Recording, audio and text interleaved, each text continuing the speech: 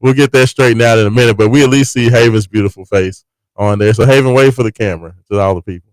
There he is. All right. So anybody checking us out on X, on YouTube, on Facebook, I didn't want to start the stream until somebody was sitting in that chair. Just going to be odd. People hearing my voice and looking at like an empty microphone. You could have put James in here. Yeah, absolutely. Well, I was going to have James just go run in there. I didn't know if I was going to go switch it up or whatever, but we'll flip it all out on break. We'll get James in here. But James, you can absolutely, if you want to go hop on the mic, you can go hop on there until the end of the first break if you want. But Haven Harrington, I was telling everybody about the whole news on Tay Kenny and kind of going through the timeline because that's been the biggest news of the last 48 hours or so since Tay Kenny made the announcement that he's going to be making his commitment soon. All right, so just to finish up on the Tay Kenny timeline. Okay, so like I said, over the last, I guess, 10 days, not too long after Coach Kelsey goes in there to visit Tay Kenny, we hear this news that Kansas is making this big push and that Kansas is trying to get back into this recruitment and really try to make it make this big push for him. And then all of a sudden we hear, I guess about a week ago, that Kansas now leads for Taylor Kenny. And now not only is he leading for Tay Kenny, it looks like it may be a done deal to Kansas. And I don't know where all this came from. I don't know what happened. I don't know what changed. Of course, Kansas is a top Adidas school, just like Will Woods. Tay Kenny is an Adidas athlete. And all I can say is this. From the information that I have seen, Eric Bossi of 247 Sports actually just did an interview with Tay Kenny, I believe it was yesterday. And, Tay talked about his finalists. He talked about 5 schools pretty much in particular. He talked about, besides Louisville and Kansas, of course, he spoke on them. He spoke about Kentucky. He spoke about Arkansas. He spoke about Oregon. Those were the schools that he kind of highlighted. And from what the comments that he made, it didn't sound like it was a done deal that, he was going anywhere. Like I thought he was very big on his praise of Coach Kelsey. He said that pretty much since Kelsey and those guys got involved with him, pretty much since he got to the University of Louisville, got the head coaching job, Coach Kelsey has pretty much been on Tay Kenny, telling him he wants him to be his guy. He said he pretty much talks to those guys at least twice every week and, continue to just show love and do all those types of things. And he talked about Kansas. He said that Coach Self was talking about how he wants him to be the next Frank Mason, which I don't know. I don't know if that's like the biggest sales pitch. Like I can understand John Calipari saying, you know what, I've had John Wall, I've had Brandon Knight, I've had, Murray, I've had all these great players. I don't know if saying I want to be the next Frank Mason, I don't know if that has the same ring to it. But hey, whatever. You know what I'm saying? Kansas has a lot of money. They apparently just had a booster give a $300 million donation to the athletic program, primarily for football, but of course, basketball is going to get a little bit of that as well. But why would you donate to Kansas football? I mean, he's a Kansas fan. He's a booster. You know, you have to be like a die-hard Kansas fan to donate $300 million to a football program that has pretty much, I think, they've only been good for literally they had that 2-year stretch that they made like a BCS bowl game, I think. Yeah, with Mangino, I believe was the coach. Yeah. And that's pretty much been about it. Hey, but you know what? That's why they said, look, we got money to spend. We got this $300 million. We better start dropping NIL bags, and Kansas football is going to be a power player haven. That's what they're saying. You know what? In this day and age, money makes a difference. I guess this is the Kansas version of T-Boone Pickens, the big booster for Oklahoma State. So I guess, this is the Kansas T-Boone, jumping in. But, Kansas, maybe they have a little bit more money to spend, and, they don't necessarily like their options at point guard right now. So, hey, I will say this. Look, for everybody who's freaking out about Tay Kenny, I'm gonna say this. Louisville, their first year, had Chucky Hepburn, one of the best point guards in the transfer portal, and was outstanding for the University of Louisville. Louisville has the number one point guard in the country, Michael Brown Jr. is going to be taking the court this fall for the University of Louisville, and he's going to be awesome. The one thing I'm not worried about, Haven Harrington, it's a point guard at the University of Louisville. Coach Kelsey has made it a point that he is going to have an outstanding point guard running things and running the show at the University of Louisville. So I'm not necessarily worried about it, but I do think this. I love the fact that Tay Kenny is going to go ahead and make his commitment. Now, he made the announcement that he's going to make that commitment on September 28th. That's going to be his commitment date. Like I said, he talked about what schools he's primarily looking at right now. But the reason why it's great that he's making this decision so early is that this, if it's not Louisville and if, Louisville's not the choice, then they're going to have plenty of time to pivot somewhere else. This is much better than a situation where, say, Louisville really, really wants Tay, and Tay's got the committable offer, and let's say Kenny takes it all the way down to the start of the signing period, which would be, I believe, the first week in November. Then it's a lot more difficult because maybe there are other guys that you would want to get involved with that have already made commitments, or, because once signing day gets there, guys really like to kind of get their spot, especially now that you have the transfer portal and all that stuff.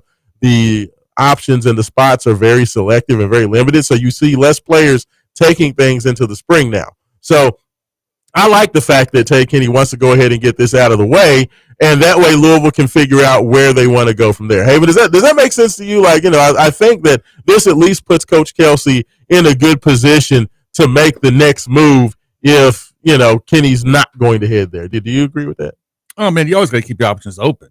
But, yeah, I do agree. And it's weird, like in this time of NIL, I fully expect this type of drama to just get even more pronounced and played out even more as time goes on, or until there's some type of rules, regulations regarding how boosters and schools and collectives and things of that nature can spend money. Yeah, no, I mean, I agree with you. But you know what? And I say this, besides the fact that I'm telling everybody to relax because Coach Kelsey's going to have a good point guard, first of all, besides Tay Kenny, they are also very much and very deep in with Daron Rippey, who's another one of the top point guards in the class. I know Jordan Smith is a young man that they were on early, but Smith, recently had taken Louisville kind of out of his list. But you know what? As options change, things change. Who knows? Louisville may go back to Jordan Smith and say, we got a couple extra zeros for you if you want to get it, if you want to listen. So, they have the one thing that Coach Kelsey I've been very impressed with is he casts an extremely wide net.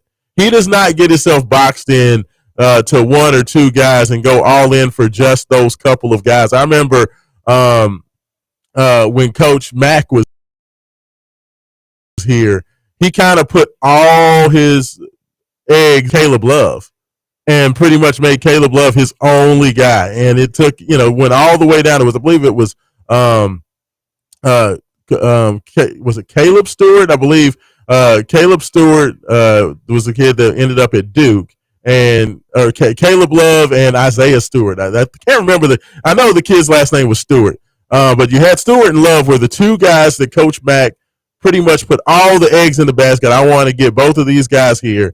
Took it all the way down to signing day, and then Stewart ends up going to Duke, and Caleb Love, of course, ends up at North Carolina. And he kind of put himself into a bad position because those were the only guys that he was recruiting heavy for that cycle at the guard position. And it kind of put Louisville behind the eight ball because they just really didn't have a strong pivot. Well, Coach Kelsey is out there recruiting basically 20, I believe of the top 25, he had like 18 of the top 25 Louisville was on their list. Like he's casting a very wide net. So that's the one thing that I really like is definitely Louisville's going to have some ways that they can pivot in some different areas and directions they can go. So that's the first thing I would say to you. The second thing I'll say to you is this. Louisville has 3 different pools from which to pull with. Like people, when they think about recruiting, think about recruiting even 5, 6, 7 years ago, where pretty much your team is going to be based on whoever you can get as far as whatever freshman you recruit and your returning players. Okay, well, that's not the case anymore. Now you not only have, the traditional high school freshmen, but you also have the transfer portal.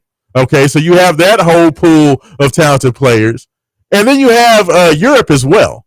Okay, so you have the European guys that are professionals looking to come over. You have every player from every other team in the college basketball that's looking to move up or get a bag or do something. And then you have, of course, your traditional, freshmen coming through the door. So Louisville has a lot of people to pull from. So I think we have to kind of get away from this whole, oh, woe is me, if a player or a recruit decides to go elsewhere, because there are plenty of options. So I'm not worried about it. I would love to have Tay Kenny. He's a very, very talented player. I would love to see him. I think he fits perfectly in what Pat Kelsey wants to do. But I am far from being worried about anything that a high school freshman, a high school senior is doing at this point. Haven, do you think I'm like making too much of that? But I mean, to me, high school players are almost at the bottom of the barrel in terms of importance when you can pull professional players from Europe as well as, veteran college guys from other teams. Am I wrong about that? No, I mean, they are at the bottom of the list, and they should be. I mean, that's sad to say, but I mean, they should be when you can get like European professionals. Yeah. It's like, to me, it would be like European professionals would be like one. Yes. And then your upperclassmen, high value college players be like 1A. Yeah. And then your elite high school players would honestly be C. Yeah, no, I mean literally like that. And I think that right there is where people have to kind of change the way they think about things.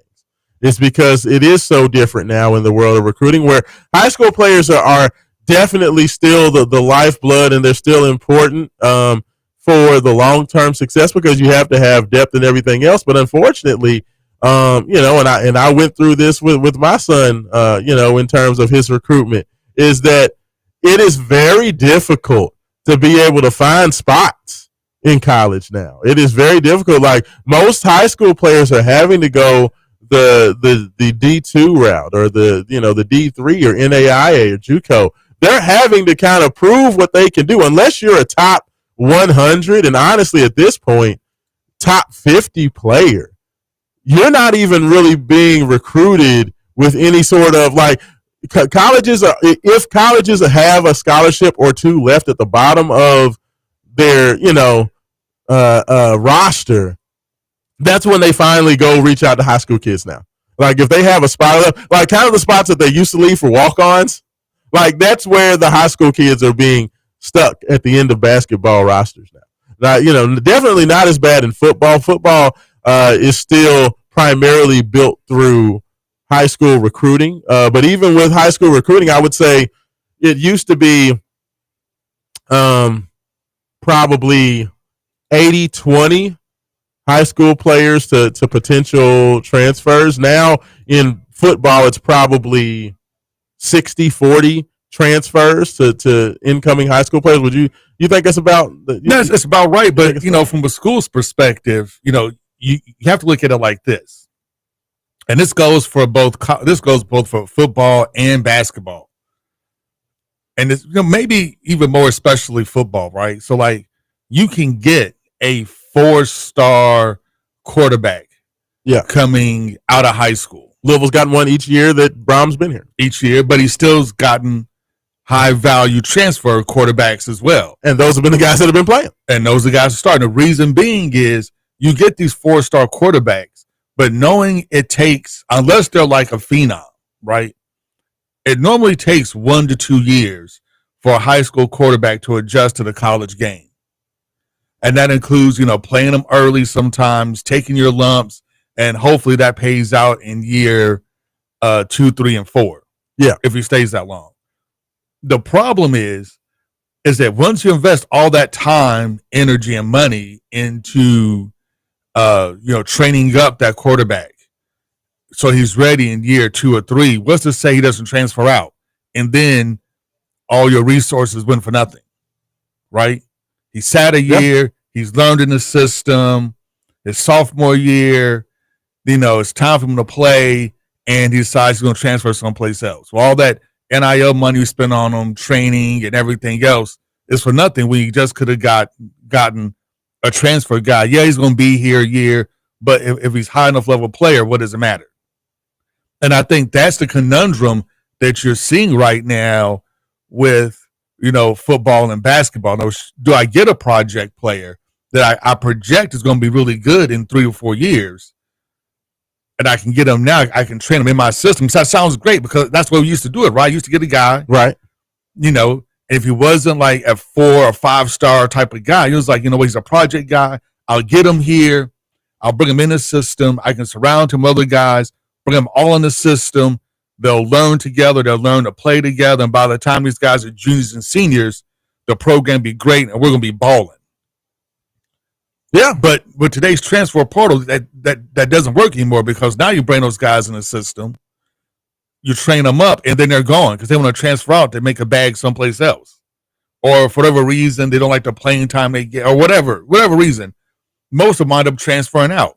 So you spend all this time, trying to train these guys up for them to leave. And it just doesn't make any sense. It makes more sense to go get 1 or 2 high school guys, especially on the basketball end, right? Yeah. It makes more sense to get 1 or 2 high-end basketball players, but the rest of your class is going to be backfilled with transfers. And why would you do anything else? Like, why would you literally do anything else? Because it doesn't make any sense because you have to win now. You have the money to win now. And, with the transfer portal, you should be able to win now because you can literally revamp your whole team in 1 year. It no longer takes 3 to 4 years to turn a program around. Yeah. You can literally turn a program around in a year. In football, it may be like a year and a half. Yeah. Because you have to deal with a lot more players. But, yeah, in the basketball program, you can literally turn a basketball program around in a year. Because you can literally have a whole new team in 1 year. And if your NIL bag is big enough, you can have the team of your dreams in literally 1 year.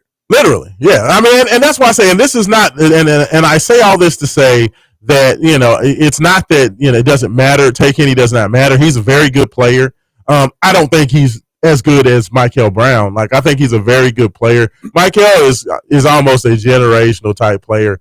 I mean, could Taylor become that over this next year? Possibly. But I don't necessarily think he's of that level, but he is a very good player. I would love to have him. I think he's, like I said, I think he would fit great to what Coach Kelsey wants to do. But that being said, there are so many options out there. Louisville's going to have an excellent point guard next year, and I don't think that's that doesn't count because like we don't even know what guys are going to transfer out. Yeah. Number one. Number two, we have no idea what European players are out there that we can snatch up. They're going to be awesome. Because we don't watch European basketball. I mean, because I'm gonna be honest with you, even if Louisville did take Kenny Haven-Harrington, I would be hesitant to say that would be a guy that I would want to hand the keys to next year. Like I said, there's a possibility that maybe he has the same arc of development that Michael Brown did, but it's so rare to see a kid that just continues to improve at the rate that Michael did. You know what I mean? Like, so I don't know if I would be like, more than likely I would feel a lot more comfortable if Louisville went into the transfer portal or did go to Europe and then bring in another point guard as well anyway. That was going to be the way that I, feel like that was more than likely going to go. But we'll see. But I tell you what, let's go ahead. Let's take our first break here at the bottom hour. When we come back, I do have a special guest that's going to be joining us on the other side. So we're going to talk to them. And then we have plenty more to get into as well. You want to listen to Wake Up 502. Raashaan Myers, Haven-Harrington, intern James, and we'll be back on Big A.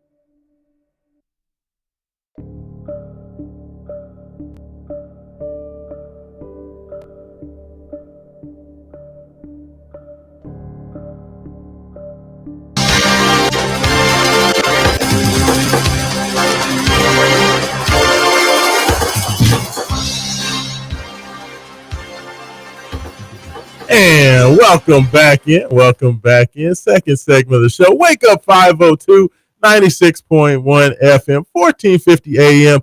Big X Sports Radio. Raashaan Myers, Haven Hands. And intern James is finally in the captain's chair over there producing the heck out of this show. Thank you for holding on through the break. And like I promised, we do have a special guest joining us on the line.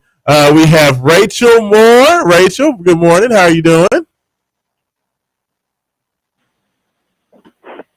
Okay, Rachel, can you hear us? Yeah, I can. Hey, can you hear me okay? Yeah, absolutely. Coming in loud and clear. Good morning. How are you doing? Good. How are you? Doing all right this morning. It's up and rolling. It's a bye week. There's no Louisville football, Rachel, but that's all right. We got plenty to talk about, so I'm over here running my mouth. But thank you so much for joining us this morning.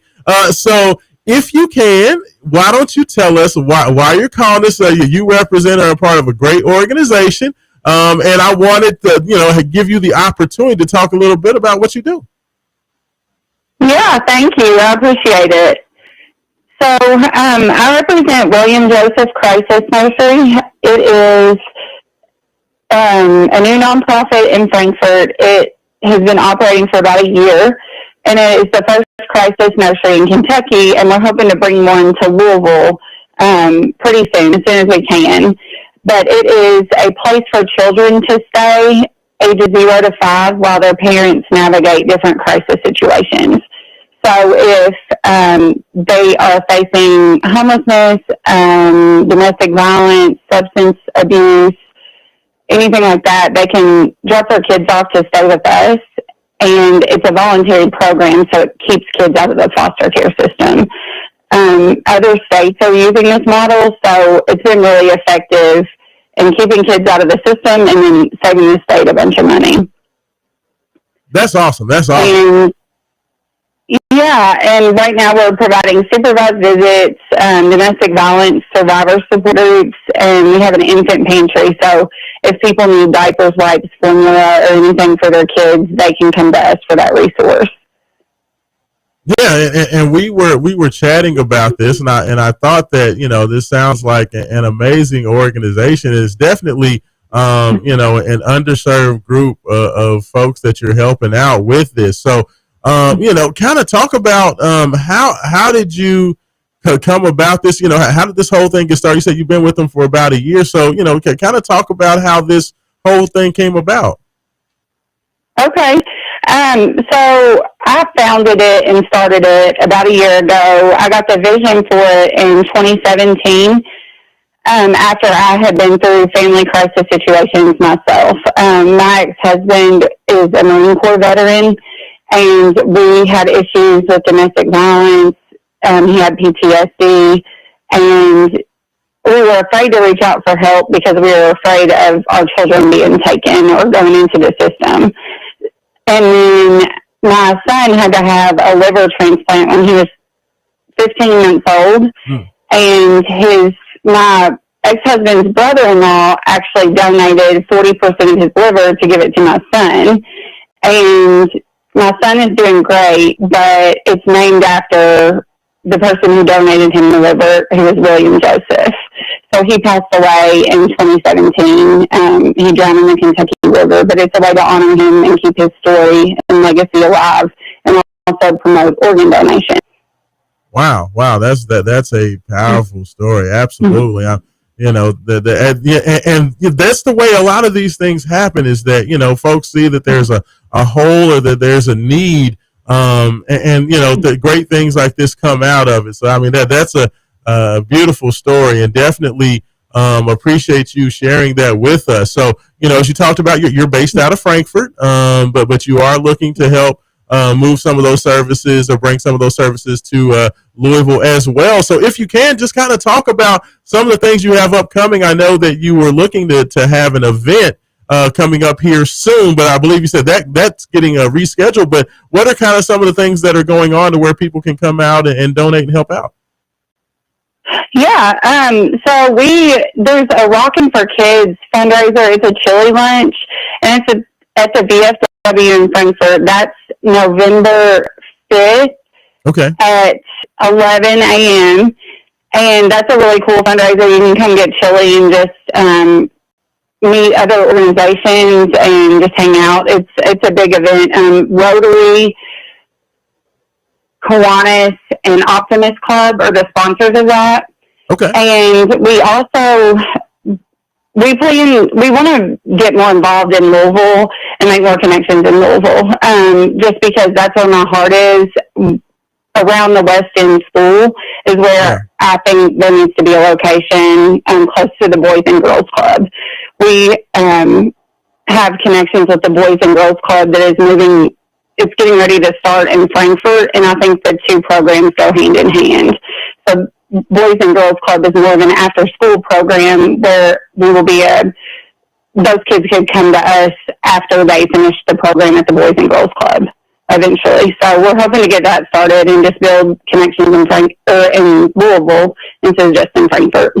Absolutely. No, and anytime it's about, helping out youth or helping out folks that are in tough situations, that's, always a big, we're a big proponent of that. And we always like to help put spotlights on that because there's so many great worthwhile organizations here locally, whether it be directly in Louisville, Frankfort, extended out into the state. We love to help put a highlight on that. So if people want to find out more about your organization, if they would want to, possibly donate, volunteer, what's the best way for them to see what's going on with you guys or to kind of keep up with you? Probably Facebook. I keep that updated the most. It's William Joseph Crisis Nursery. And from our Facebook, we have Venmo and PayPal if you wanted to donate. And then on our Facebook, you can see updates as we're going along and different events that we have upcoming. And then also different ways to donate or help. Sometimes I'll post the different needs that we have, like if we need a specific size diapers or something like that.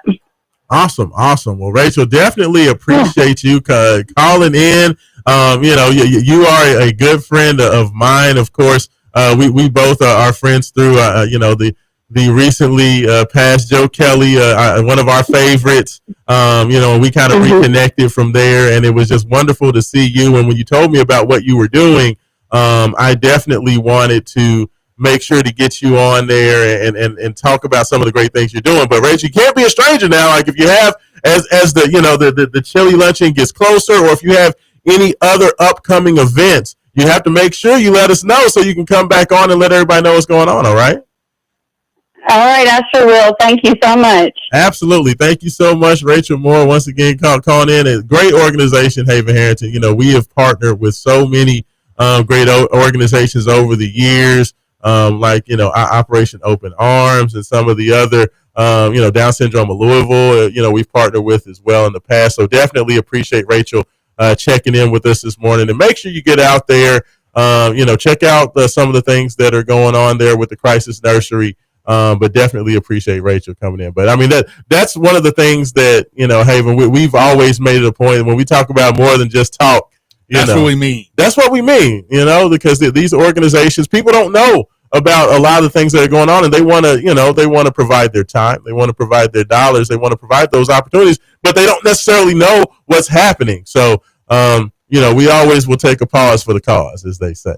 But rolling back to it, Haven Harrington, we got through the first part of the show, kind of talking about some of the things going on in the world of recruiting with Tay Kenny, with Tyrant Stokes. But the other thing that I know you are a football guy, but did you happen to see either of these videos that Louisville men's basketball put out? They put out their Cardinal Commitment, their third edition of the Cardinal Commitment video series, which I think is awesome.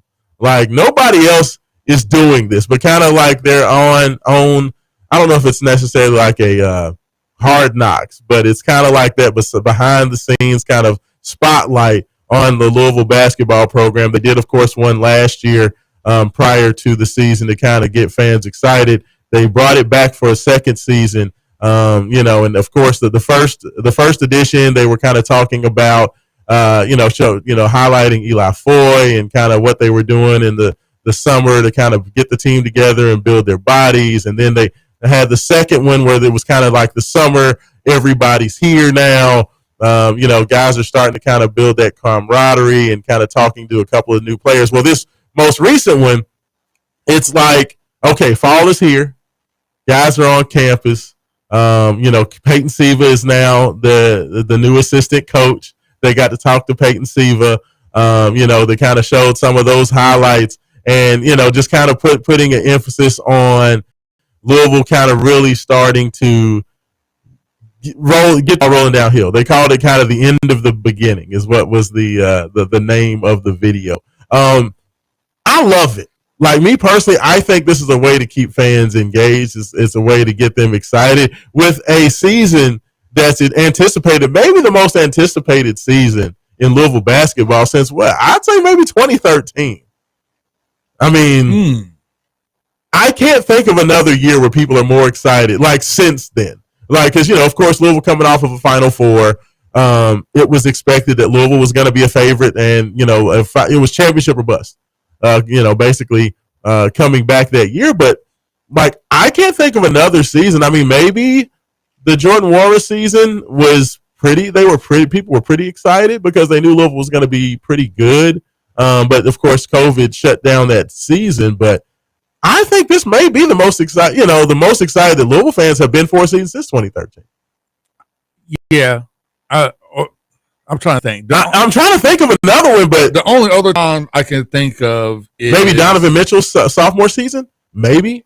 No, I was thinking probably when Rick Pitino was first hired. Okay, well, I said since 2013. Since 2013, Oh, well, putting that as why you gonna use that as arbitrary date? Well, because that's like the most anticipated Louisville season since because that's chronologically. I don't feel like Louisville fans have been like people are looking at this team like they have an opportunity. Anytime you talk about Final Four expectations, like I don't know how many seasons we've come into a year where people are looking at it like it's a Final Four team, or this is a team that we feel can get to a Final Four. Like 2012 was completely out of the blue. Nobody expected that run that Louisville made in 2012. 2013, after making that run in 2012, bringing back everybody. That was a different ball game. But I can't remember. I don't think there's been a Louisville team since then where we've had Final Four expectations coming in the door. Like I'm not one that I can think of. But I love the Cardinal commitment videos. I love they give you the behind the scenes look. Peyton Siva is absolutely like a fish in water when it comes to being a coach. Like the dude was made for this. I think it's awesome for him. And then of course he has all the accolades that he got from his help, helping out with Chucky Hepburn last year. And now, he's been a big mentor for Michael Brown coming in the door. So, I think it was awesome to see that spotlight from him. But for me, this team, and they not only put out the Cardinal commitment video, but they also put out like practice highlights as well. And that right there is where I get really excited because I like the behind the scenes, but man, let me tell you something. That team that Coach Kelsey is putting together. This is why I understand that people always want to talk about recruiting. I understand that Tyron Stokes is, the number one player in the 2026 class, but I can't be worried about 2026 when I have this squad, coming this fall. That's going to be getting started in, let's see, like 40 or so days. Like I can't really concern myself with. I'll worry about recruiting. Even if you could say that Louisville's not going to get Stokes, they're not going to get Kenny, and all that sucks. I don't care right now. I'll care in April. I'll care in May when I'm like having to break down what Kelsey's going to do to get this roster put together. But right now, I can't really worry about that. You know what I mean? Like, there's bigger fish to fry. I can't do it. I'm very excited. But Haven, I loved what I saw from the team. The pace that they play at, the depth. I saw a great video that some guys put out. I can't remember the name of the podcast that put it out, but they kind of went in depth with kind of the post players and some of the big guys. and that rotation. They kind of talked about the fact that, while the Louisville guards and the with all the high profile transfer portal additions, when you bring in Isaac McNeely, Ryan Conwell, Adrian Woolley, as well as Michael Brown, those guys are going to get all the headlines because that's the big flashy, shiny new toys. But the one thing I liked about this podcast was that they were talking about Louisville's front court players. And they're like, these guys are kind of not known to, basketball fans for the most part because you have, it's headlined by two European players, in Sananda Frew and Evangelos Zoukris coming over from Europe. But they're like, hey, first of all, those are two very, very good players. And then not only do you have those two very, very good players, but then you back those two guys up with, Kason Pryor, who was the gem of Louisville's transfer portal class last year, as well as Ali Khalifa, who was, one of the better big men in the Big 12, at BYU 2 years ago. So, they talked about, the fact that, Louisville's backcourt, it definitely gets all the headlines. But their front court is as good as anybody in the ACC. And just being able to see the highlight video, seeing Ali Khalifa doing what he was doing with his passing, seeing Sananda Frew catching some moves, making some nice plays, seeing the stress that they put on, defenses with their pick and roll game, man. Haven Harrington, I know this is, I wouldn't say it. They remind me so much of the 1994 Arkansas Razorbacks. 40 Minutes of Hell, Nolan Richardson, Scotty Thurman, Corliss Williamson. Like, that's who they remind me of. Just up and down, shooting threes, never letting you off the hook, a lot of depth, pressure defense. Like, I'm excited, man. Like, I think this team has an opportunity to be very, very special. So I share your excitement, but I'm not going to get overly excited about practice videos. Yes. And highlights from practice. Yes. Because one is highlights from practice. Absolutely. And it's just highlights. So you don't get to see them fumbling the ball out of bounds. Or fair. You don't get to see any mistakes that they make. They don't make any mistakes. I heard they hit every shot in practice. So you get to, so you get to hear like any mistakes they make. And they're playing against each other. They're not playing against like other, like, they're playing against guys we already know. So yes, I try not to get too excited about practice videos. It's like I try to get too excited about when I go and watch like the scrimmages, the Louisville football. It's like, man, these guys look dynamic. Because I have to remember, okay, they're playing against each other. They kind of know each other already, know each other's playbooks. So let me kind of, dial that down a little bit. Yeah. Yeah, well, yeah. And if I get too excited. And that's the thing is that the one thing you can tell about the videos is they're going hard and they're challenging, but they're not trying to, they're not physically aggressively going to the basket trying to kill each other. You know what I mean? Like, you can definitely see that they're like, okay, challenge it. If you can challenge it to get a block or whatever, do that. But, we really don't want you all just going in there barreling in, Yeah. You can definitely tell that they're not trying to have too many big time collisions underneath the basket. But it was the one thing that I did notice that was a good update. I saw there was a picture of Kenai Roos at the football game last week at the James Madison game, and some people said that they thought they saw him in a cast. But from the practice video, Kenai was in there. He was running up and down, no cast.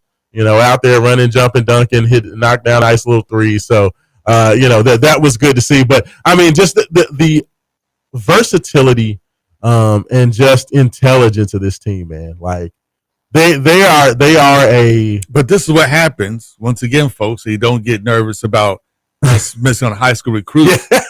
Yeah. These type of things you expect to see when most of your team, are experienced, right? Yeah, yeah. This is what you expect to have when you get most of your team to experience and they're not like a ton of freshmen.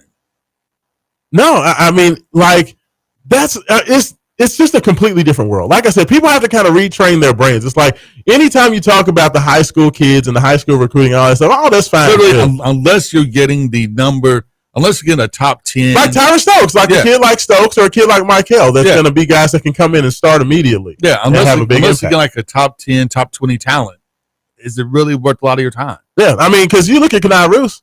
Kenai Roos was a top 40 player. He was ranked like 34th, 35th, which normally would be a jewel of a class in several years for Louisville. But now, you're looking at these kids. Can they come in and can they, start to make a big time impact? Kenai was he was about a 9-minute player. He was an 8-9 minute player. He would come in, show flashes, but he was a developmental guy. And, like those guys now, because, pretty much only 1 year is guaranteed. You don't even know who you're going to have on your own roster, regardless of what year they are. I mean, a lot of people thought that Roos may look to transfer last year after his freshman season. So, that's why it's with the way college basketball is now, you can't put too much on the recruiting stuff. Like, I know it's good to talk about. This is Kentuckiana's only locally owned sports talk. The Big X, AM 1450 and 96.1 FM, WXVW Jeffersonville. As more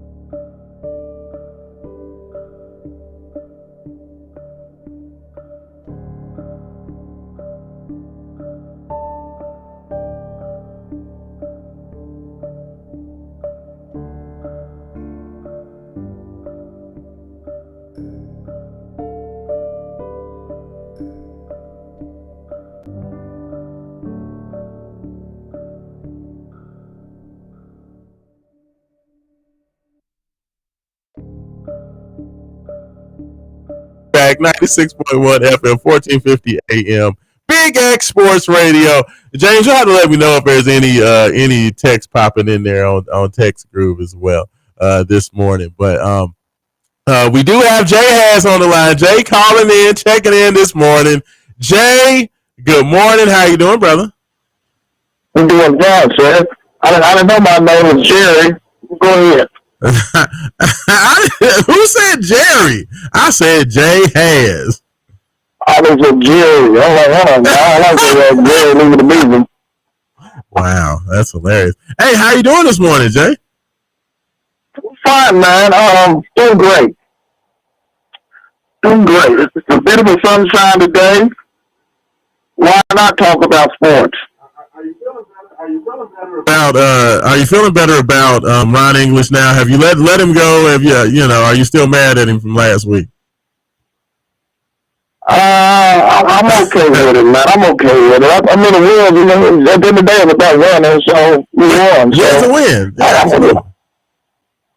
but you gotta progress and do better than what you do to get to where you're trying to get to.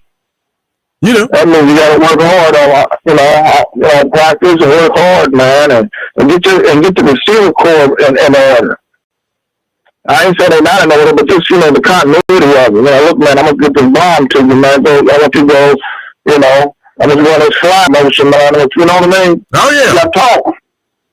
Oh yeah, they got a whole lot of stuff that they're working on, Jay. So I agree with you. They need to make sure they got all their I's dotted and T's crossed. Get ready for Eddie George coming in the building next Saturday morning.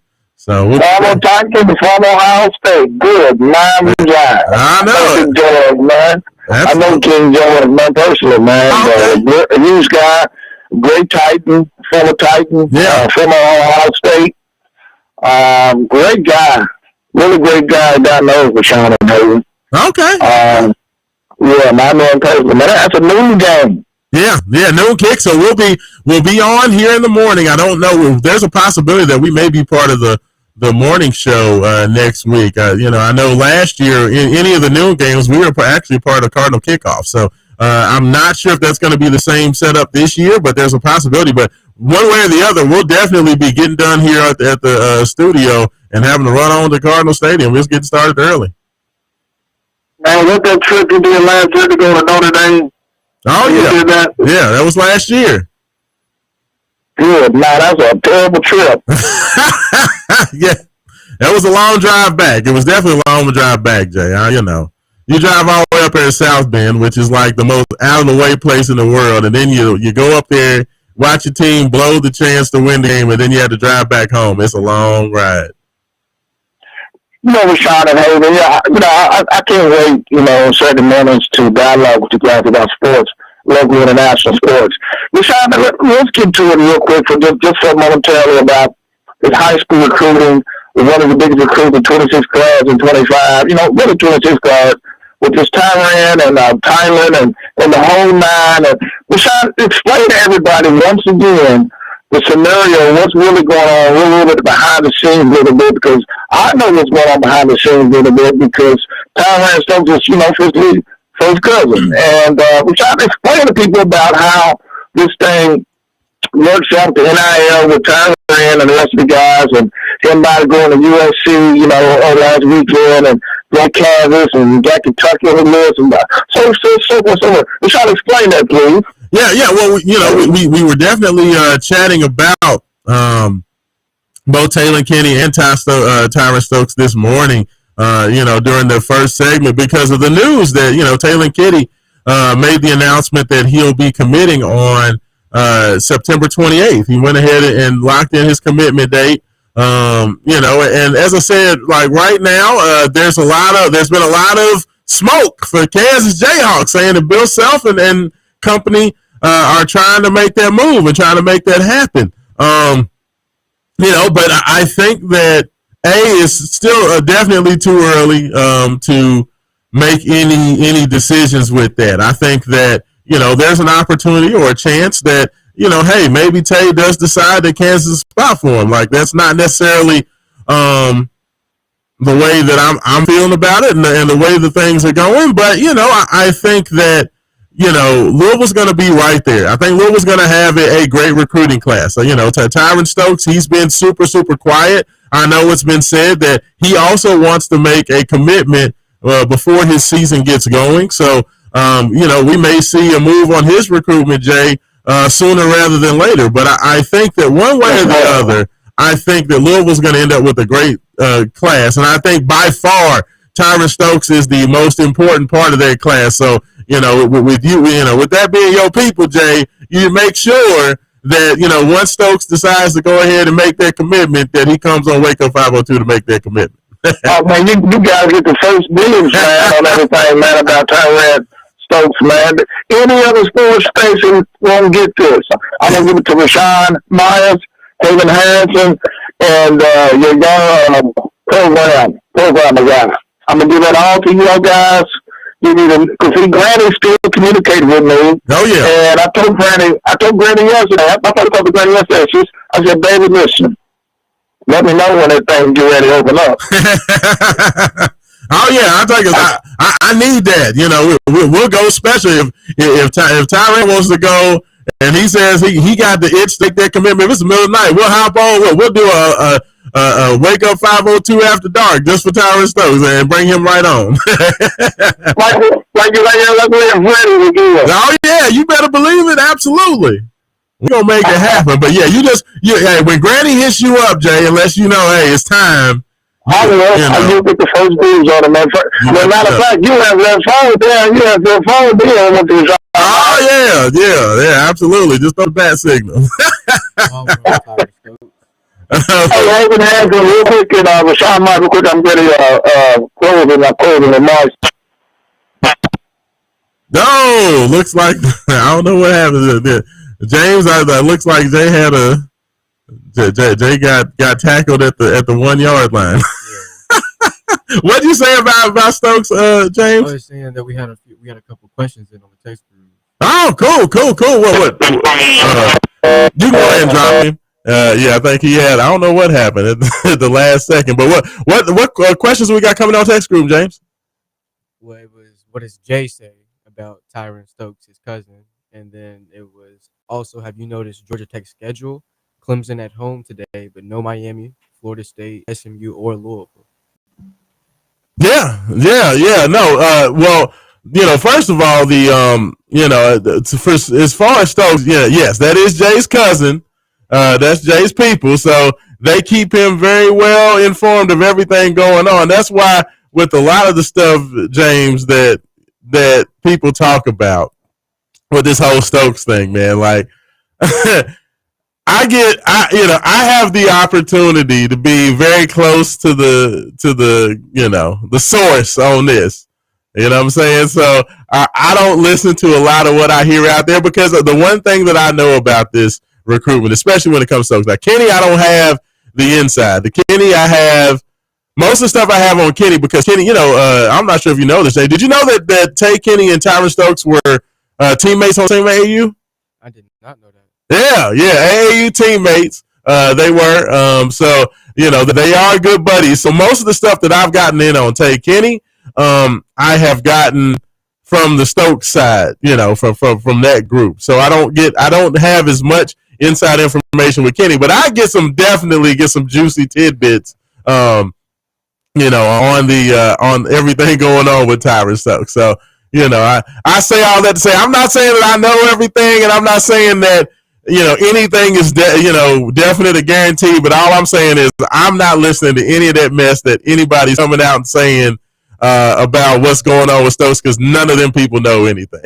So just everybody relax. I know recruiting is always such a big thing and people love it, and ever since Calipari got here with that John Wall recruiting class, this whole area went kind of recruiting crazy after that. But just everybody just relax, man. It's gonna be all right. Louisville fans, we're gonna get what's coming to us. So just chill out. Just chill out. And what was the college football question? One more time, James.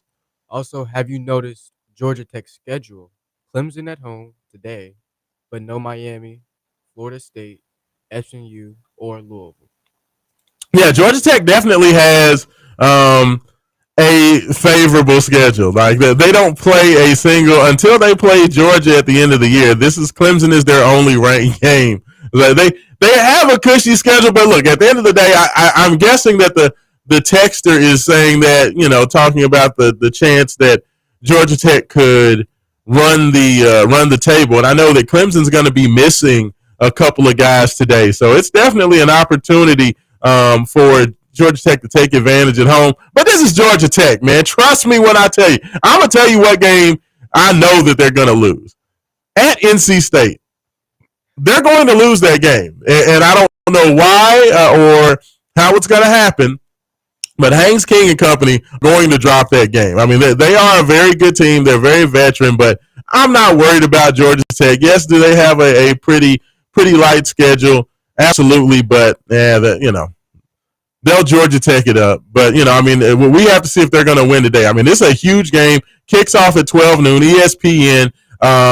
If they get that win, though, I mean, if they can beat Clemson, it definitely puts them in a very favorable position because at that point, Georgia Tech's more. I feel like whoever makes the ACC championship game is probably going to be 2 losses or less. So if you can get by Clemson, the opportunity or chance that they're going to lose 2 of those conference games, when they have at Wake Forest, Virginia Tech at home, at Duke, Syracuse at home. I mean, Syracuse looked good last night.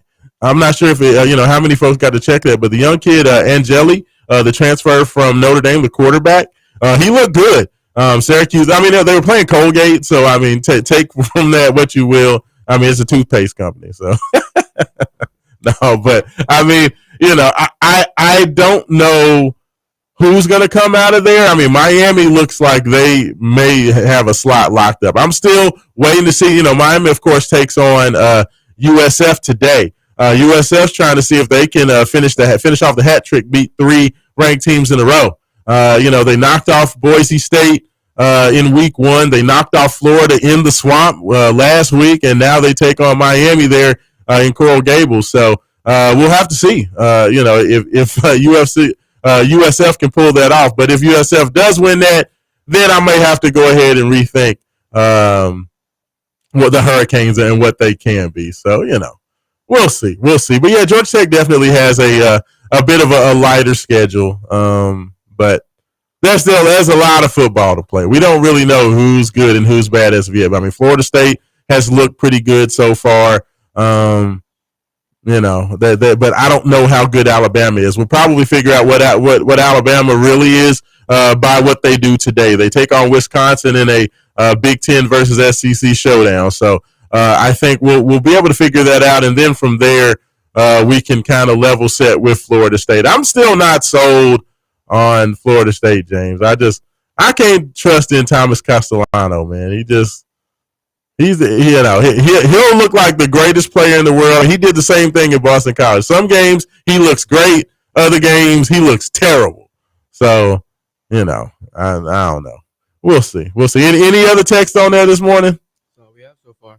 That's all we got so far. So I don't want to get too far down the road with any of the college football stuff because we will have Leanne Herring coming on at the bottom of the hour, 10:30. Leanne Herring will make her debut coming back this year for her, I don't know, what is it, 4th, 5th year of doing picks with us. But we're going to have Leanne's picks. We're going to break down everything going on with college football. Pretty much everything else going on. She does a lot with recruiting. I'm sure she's been out to see some of the top prospects as well. So we'll definitely have Leanne. So I'm trying to stay away from the college football too much. But I did want to talk. The one thing college football I did want to talk about, because we talked about it on Tuesday, outside of, I did not talk about this on the air, but of course we did create the Wake Up 502 That Boy's Good Player of the Week award in honor of Joe Kelly. We wanted to make sure that Joe can continue to be a part of this program and be a part of everything going on, because Joe is a humongous football fan, and we did announce the inaugural winner 2 weeks ago with Isaac Brown and his outstanding performance week 1 versus EKU, 6 carries, 126 yards, 2 touchdowns. But we also announced on this past Tuesday the week 2 winner of the That Boy's Good Player of the Week award, and that actually went to Clev Lubin, the defensive end for University of Louisville. 10 tackles, 7 solo tackles, 1.5 tackles for a loss, 1.5 sacks, and a forced fumble, which of course led to a defensive touchdown. Clev Lubin, first of all, congratulations on being the second winner of the That Boy's Good Player of the Week, brought to you by Wake Up 502. But just a powerful game, standout performance. So congratulations to him. We talked a little bit about the game last Saturday, but we are going to try to make those announcements every Tuesday on Wake Up 502 after dark. So that's going to be coming to you on a weekly basis. Myself, Roman Kelly, Haven Harrington. Oh, and by the way, people, just to give you an update, the reason Roman's not here, he did have his surgery to repair his ACL on Wednesday. So don't know if Roman will be back. He said he's going to be doing commentary today, 3 or 4 days after surgery. James, what you think? You think he's going to make it out there now? I don't think he's going to make it tonight. I'm hoping he will. I hope he does. But, man, that just seems like that's a quick turn. To me, brother, if they cutting on my knee, I'm laying up in the bed in the house for like a week. Hey, that's us. Roman's a soldier. He's like, man, look, I'm doing color commentary. I'm doing play-by-play. I'm getting it right back out there. I'm like, Roman's a soldier. He's a good, but that's why he's not well. But get well soon, Roman Kelly. We're thinking about you here. So, hope you make it out today. So, I'll have to give you guys an update once I hear from you. I know Roman was talking about trying to make it back to do the Rutherford show on Friday. Guess what, James? He didn't make it. He did not make it. So, now let me ask you, James, since I have you in here, like, did you get to watch the James Madison game last Friday? Unfortunately, I did not. You did not get to watch it. So James Madison came in here talking all kind of junk. They was talking crazy. Like I've never seen a small program that just came in it was weird because I've seen teams that want to have an opportunity to pull an upset and they come in and they have confidence. But James Madison had something different. They came in here, it was almost like I don't know, it's kind of like Clemson. Like Clemson comes in and they have this confidence of like, we know we're better than you. So we're going to come in like super cool and super cocky and we're just so loose because we know we're awesome. Like that was the way that James Madison kind of came in on Friday night. It was very odd because it's just like, you all do know like you're James Madison, right? Like you're not Florida State or Clemson or Miami or Don't anybody. Confidence you have to have though? I mean, I'm okay with confidence, but I would say that what they did kind of slid into arrogance. Okay. And the thing about it is, like, your program has not done anything to be that arrogant. Like, they had beaten the last 2 years, they had beaten ACC teams. Like, they knocked off, 2 years ago, they knocked off Virginia.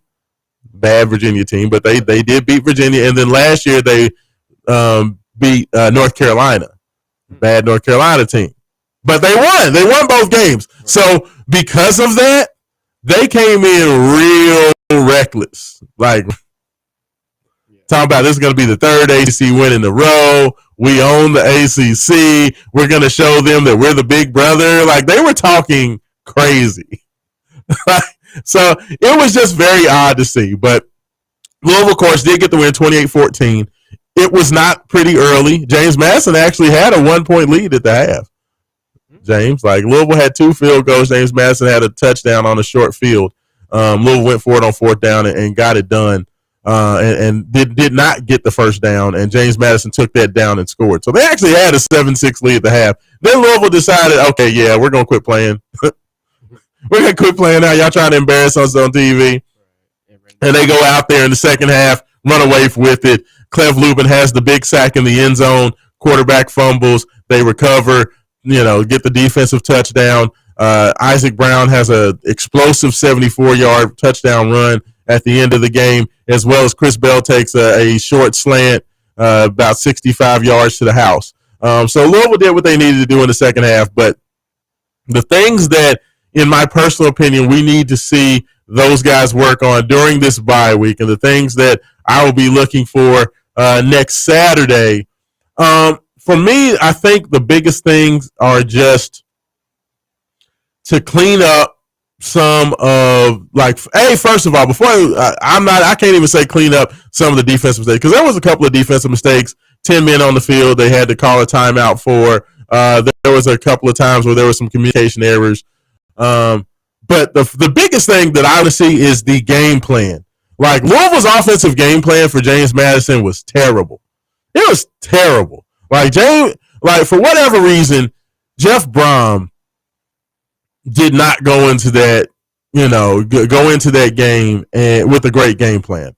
Very slow, very methodical, very boring, very non-Jeff Brom-esque. It was a lot of basic run plays, off tackle, dive plays, and trying to do play action and throw way down the field. But James Madison is bringing 7 or 8, rushers every time. So Louisville's not having the chance to sit back there, look down the field to make those throws. The quarterback's running for his life. It was just a bad game plan.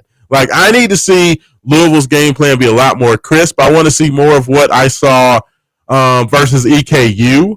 I think would be great if Louisville can come out there and do kind of some of the same things that we saw versus Eastern Kentucky, where, if you're going to have Miller Moss in the shotgun, you let him get the ball out quickly, get into his hands, make a quick read, short patterns, get the ball out to your athletes in space, and then let them work. I also want to see them feature the running backs a little differently next week. I feel like our run game, where you're trying to run those, Isaac Brown and Duke Watson and as well as Keywan Brown between the tackles, like a lot of that stuff. But you're playing against a team that's going to load the box with 8-9 guys, and you have smaller running